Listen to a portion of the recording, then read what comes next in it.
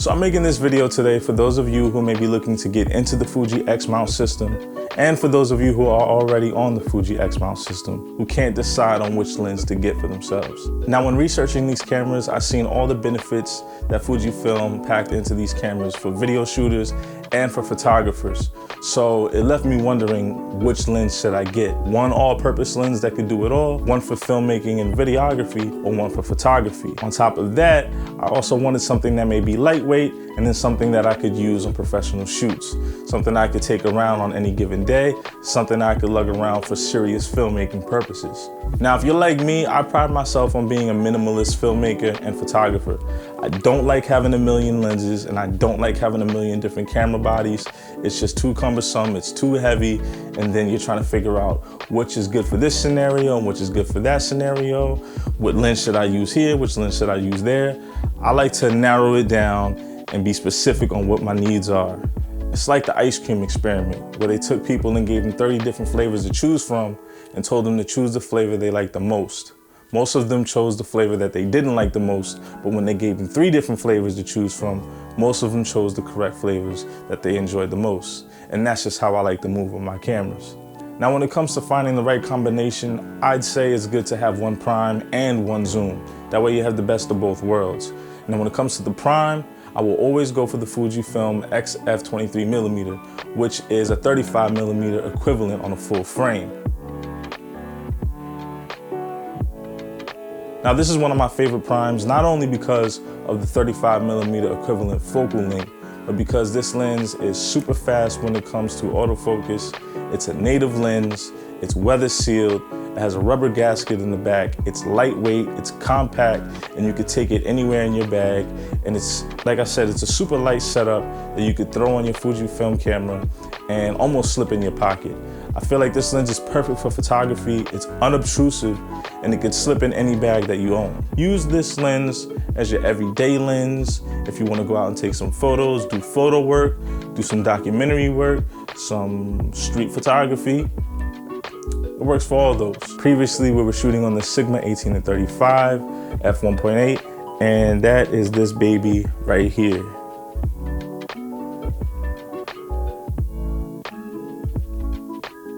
Now, I recommend using this lens strictly for filmmaking and serious videography work, paid work, because I feel like this lens is super sharp.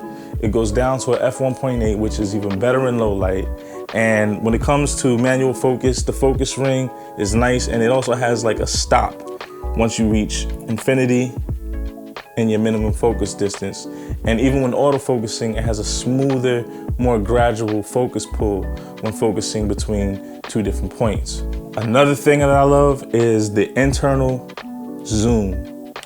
So many zooms out there, they extend when you change focal length, so the barrel will come out further. When putting this on a gimbal, you could change different focal lengths and it will not zoom out, and I love that. Like, look at that.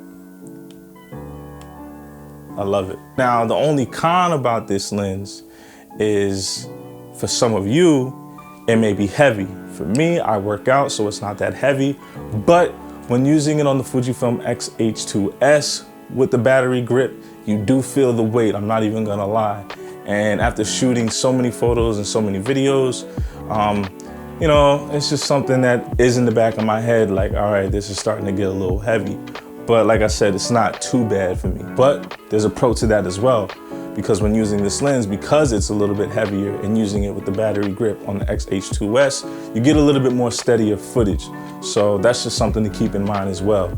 Now, to sum it up, if you're just getting a Fujifilm XH2S, or you're getting into the Fujifilm XH2, or whatever Fujifilm camera that you just may have gotten, or if you're trying to downsize and get rid of all the extra cameras and all the extra lenses and you want only 2 to use, if you're a hybrid shooter, I say get 1 zoom and 1 prime.